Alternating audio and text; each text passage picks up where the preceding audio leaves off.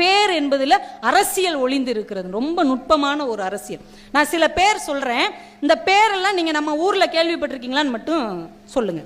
பகத்சிங் நம்ம ஊர்ல கேள்விப்பட்டிருக்கீங்களா? அந்த பேர்ல ஆள் இருக்கா இல்லையா? இருக்காங்க. போஸ்னு பேர் வச்ச ஆளை கேள்விப்பட்டிருக்கீங்களா? காந்தி, நேரு, சுபாஷ், ஜவஹர், காந்தி, இந்திரா காந்தி, ஜான்சி ராணி, பிரியதர்ஷினி, இந்த பேர்லாம் நம்ம வச்சிருக்கோமா இல்லையா? இந்த எல்லா பேரும் தமிழ்நாட்டில் வச்சிருக்கோமா இல்லையா சார்? ஆமாண்ணா ஒரு கைத்தட்டுங்க. எனக்கு வேற மொழியில பேசுற மாதிரி எனக்கு பதட்டமா இருக்கு. உள்ள மொழியே நமக்கு ஒழுங்கா வராது. இந்த பேர்லாம் தமிழ்நாட்டில் வச்சிருக்கோம்ல. ஏன் இவங்க பேரெல்லாம் வச்சிருக்கோம்? இவங்கெல்லாம் சுதந்திரத்துக்கு பாடுபட்ட தலைவர்கள், நாட்டை முன்னேற்ற பாடுபட்ட நம் இந்திய தலைவர்கள். அதனால இந்த பேர்லாம் வச்சிருக்கோம்.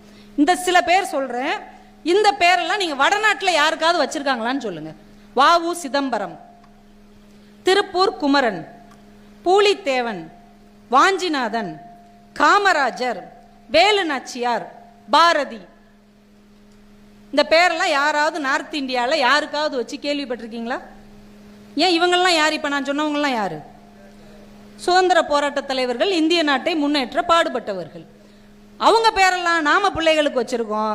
நம்ம ஆளுக பேரெல்லாம் அவங்க வைக்கவே இல்லை. அவங்களுக்கு தெரியவே தெரியாது இப்படிலாம் ஒரு ஆள் இருந்தாருன்னு. ஒருத்தர் தான் சொத்தையை விற்று கப்பல் விட்டு அதையும் இழந்து கடைசி காலத்தில் மண்ணெண்ணை விற்று நொந்து போய் செத்து போனார். அந்த ஆளுக்கு பேர் தான் சிதம்பரம்னு நார்த் இந்தியாவில் யாருக்கும் தெரியாது.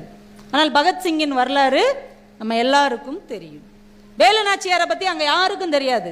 ஜான்சி ராணியை பற்றி நம்ம எல்லாருக்கும் தெரியும். என்ன காரணம்? எல்லாம் பேர் தானங்க. பேரில் என்ன இருக்கு? போஸ்னு பேர் வச்சா என்ன, நேருன்னு பேர் வச்சா என்ன? ஆனால் அவங்க ஏன் காமராஜன் பேர் வைக்க மாட்டேங்கிறாங்க? அவங்க ஏன் வேலு நாச்சியார்னு பேர் வைக்க மாட்டேங்கிறாங்க? அப்ப பெயர் என்பது வெறும் பெயர் இல்லை. இந்திய தலைவர்கள் உங்களுக்கும் தலைவர்கள், தமிழ்நாட்டின் தலைவர்கள் எங்களுக்கு தலைவர்களே இல்லை என்கின்ற ஏற்றத்தாழ்வின் அரசியல் பெயருக்குள் ஒளிந்திருக்கிறது என்பதை நாம் புரிந்து கொள்ள